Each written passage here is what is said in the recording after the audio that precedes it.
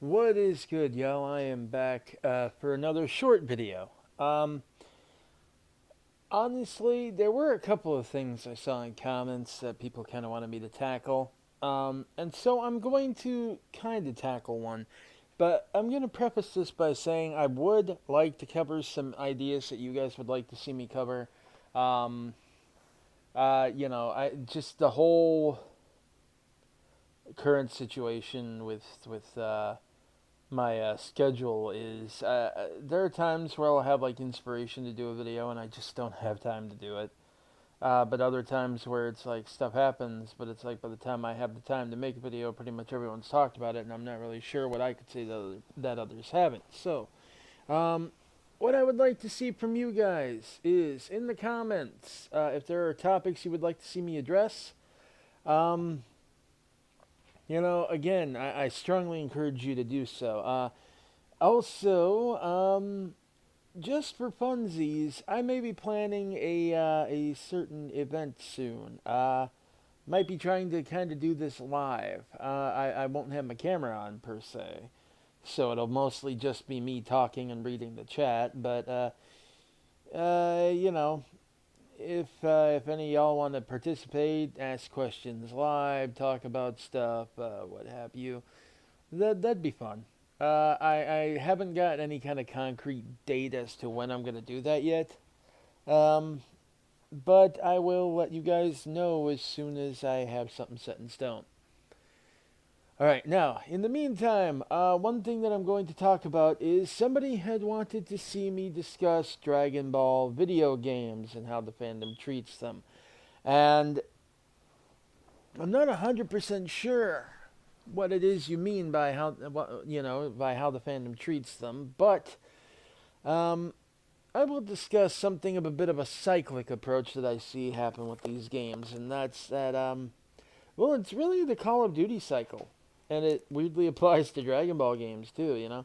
The new one gets announced, and oh my gosh, it seems kind of hype, and then it's like, wait a minute, no, no, no. Oh my God, why won't you just let this series rest? This is looking terrible. What's happening here? Why is this a thing? Then it comes out and it drops.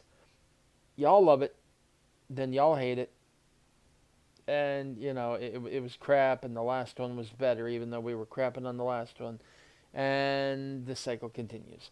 And I mean, I'm not gonna say though that is not to say that there are not legitimate criticisms to be seen in a lot of games. I mean, every game, no matter what, is going to have things to criticize. But I just find it funny that there are some people, not everybody, mind you, but there's a large swath of the fandom that swatch of the fandom there that just has that cycle like stuck on lock. They can't escape it. But so other than that, though, I really don't know what it necessarily it is you mean. I will talk a little bit though about the games in general and what I think of them. I will say this: I think that new game that's coming out, that Project Z, I do think that a lot of the hate that it's getting is incredibly stupid, simply because this is an actual like story-based RPG that they're trying to do here. And honestly, that is not something we really had done in a Dragon Ball Z game before, or a Dragon Ball game in general before. Now, I know a lot of people want to say, yes, we have. We've had RPGs and they've had story. It's like, no. No, we have not. Everyone wants to point to the Budokai games and the Budokai Tenkaichi games, and it's like, no. We've had missions, basically, fights in a fighting game based on the story, but we have not properly explored the story. We've explored the fights in the story. What this game seems pretty intent on delivering is actually exploring the story, and by the story they mean like not just the fights, the stuff that happens between it, the characters, their progression, there's a lot of potential to be had there if they put the time and effort into this. And I just don't like people seeing kind of dismiss that out of hand. Like I think the closest we've ever gotten um, to any other game that tried to do this or at least here in North America, was the DS game, Dragon Ball Z Attack of the Saiyans, or as it was known in Japan, Dragon Ball Kai Saiyan Invasion. Um, and that was great. I loved that game. It was a traditional turn-based RPG sort of, but and part of me wonders why it was on the DS because I don't even think you can make use of the touch screen. It was just like a menu screen. I mean, I kind of understand why it was on the DS, like visual wise, but you know what I mean. It's like they didn't really utilize the unique features of it too much. But I loved that game. It was great. And if this could be something along those lines, I'm actually really excited for it. So the potential is real. Now, that being said, I also understand being a bit leery of Bamco right now, especially after the disaster that was Jump Force. Yeah. Bamco, the biggest problem Bamco has, and it's not just with Dragon Ball games, it's all their games really, especially their licensed titles, is a lack of quality control. Like it's almost like they don't care if it's top of the line. If you could turn it on and hit the button to start the game, they'll ship it. You know, I mean, look at the absolute state of Jump Force right now. Half the animations aren't even finished. They're really generic and bland and half-assed, and this company clearly did not put time or effort or care into that game. So I can understand why people are really leery of Bamco now, especially. That being said, Jump Force hadn't really come out yet. We hadn't seen that yet. So some of that early hate was just baseless early hate. But I don't know. Project Z has a lot of potential, and I know a lot of people are trying to say that they're just gonna make a reskinned World Seeker, and I don't quite think it's gonna be that either. Just because what they seem to be going for in terms of scope is a bit bigger than that. Like World Seeker is set in like one island area and everything else. This is the different landscapes and everything we've seen suggest otherwise. So, oh, excuse me. So we will see. Sorry, I am recording this after 10 p.m. Um, I don't think that it's necessarily going to be a reskin. I really don't. And I do have hope for that. Now, that being said, I think we can all finally agree on a few things about Dragon Ball Z games, and that's number one, that they're mostly decent. The good ones aren't as common. The great ones are a lot further between. But they're at least decent for the most part. But we do got to point out a few of the bad apples. For example, Dragon Ball Z for Connect. I have yet to see anyone who still shills for that that disaster of an experiment. Um, but one thing that I was surprised to see is there is a surprising amount of people who will defend Dragon Ball Z sagas, despite the fact that that is a fundamentally broken Dragon Ball game in every way, and by broken game period, in every way. Like cutscenes would start, for one thing, the fact that the cutscenes are all just like clips from the animation with the narrator's voice over it is kind of annoying. And especially when they just like blatantly reuse footage, and yet other times they'll randomly like draw it in. And like I get that that was a complaint about Kai too, but Kai at least had a reason for that, and that was that it was damaged. There was no digital transfer that really survived with the thing looking good, and that's not the reason they did it in the game. The reason they did it in the game is because when they wanted to do the opening movie, they wanted it to look nice and new and fresh and grab people's attention. But then for the internal stuff, they just kind of grabbed digital copies of everything, kind of tossed it in there, and what have you. But they would load, and you'd get it, and then when they'd stop loading, the transition to the next area in the level sometimes wouldn't go through, or you'd get stuck midway through it.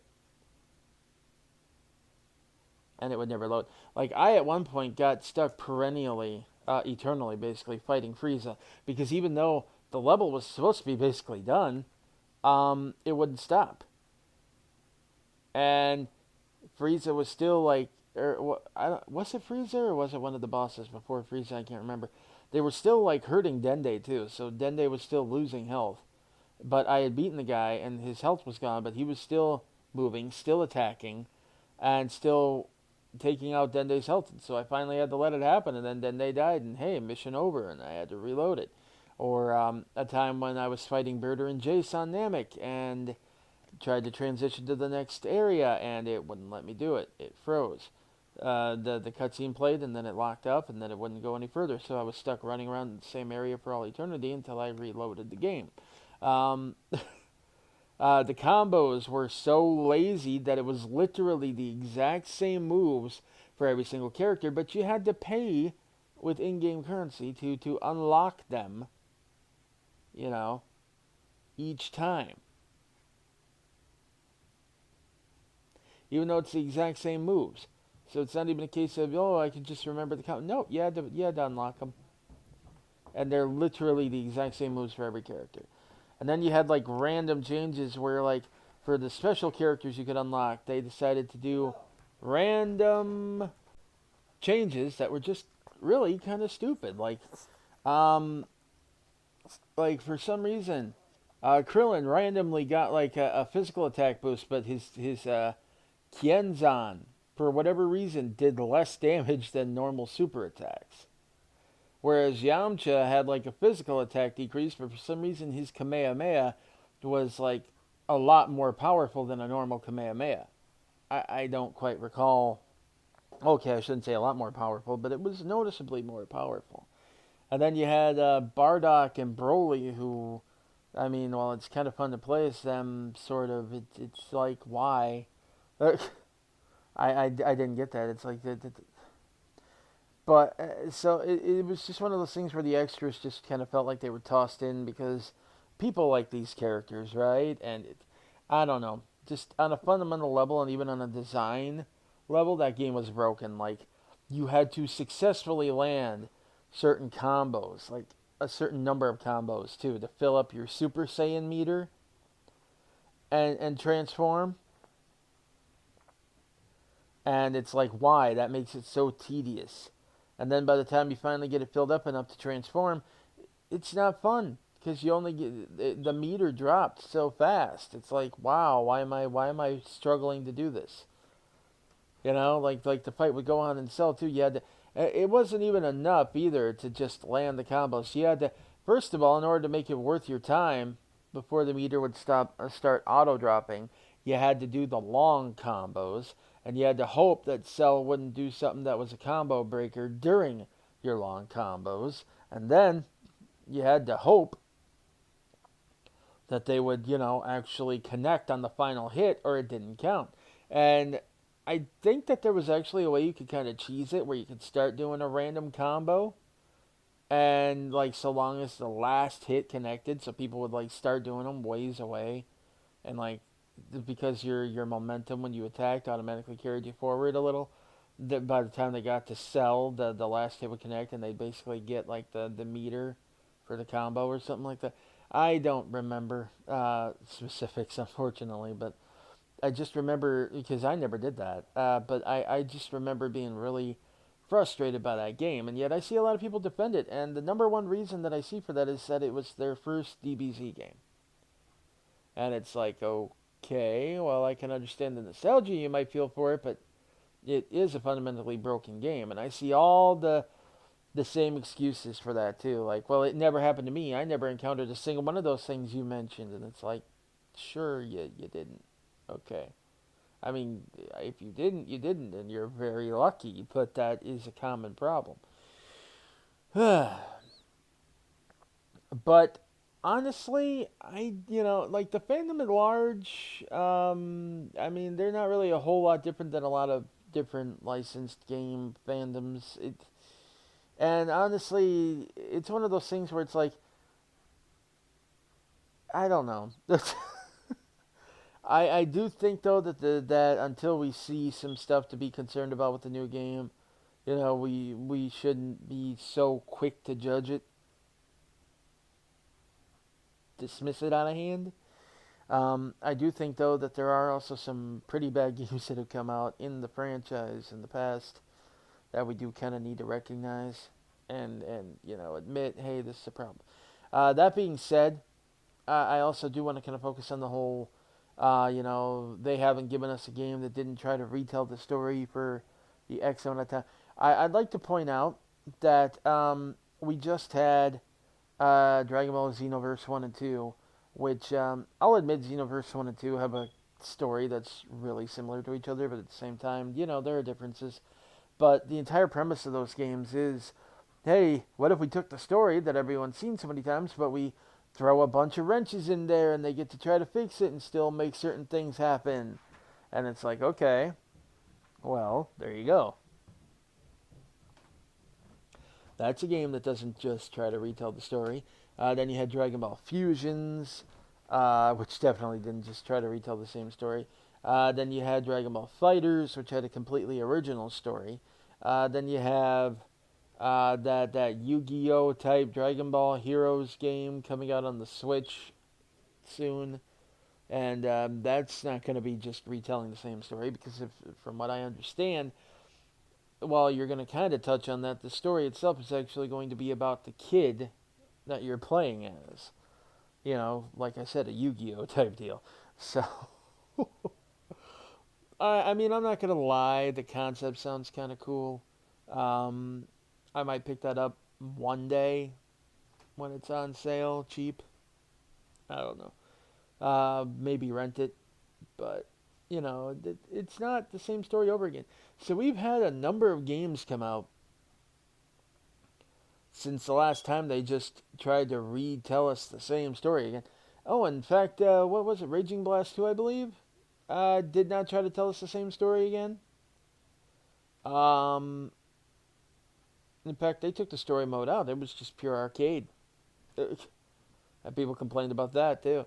Uh, let's see here. What else? Ultimate Tenkaichi. There you go. That didn't try to retell the same story. That had an original story. It wasn't a good original story, but it had one. Like, there have been a lot of games that have come out that have not just tried to retell the same story. That's all I'm saying. So the idea that a game finally wanting to sit down and not only tell us that story, but take us through it properly, I like it. I don't know what else to say. And I do think that, that we might be pleasantly surprised by that. Then again, maybe we'll be dreading it the entire time as we follow development and it looks worse and worse. And then when it drops, nobody wants it. Who knows? Who knows? That could happen. But until we actually see something to base that on, I would encourage people to, not rush to judgment on that one. At any rate, that's actually going to do it for this video. I went a little bit long-winded there, I think, once I started talking about sagas. My bad. My bad. But yeah, it's not a topic I can really touch on too much just because I have to admit that there have been some stinkers out there. Ultimate Tenkaichi was one of them. It's fun, like in short bursts, but really the way it plays, it almost feels like it should have been a mobile game. Like if that had come out like on modern smartphones, I think a lot of people would be 100% fine with that. And it kind of did in a way with Dragon Ball Legends. I mean, I honestly kind of like the Ultimate Tenkaichi version of it a little bit better of the concept. Just because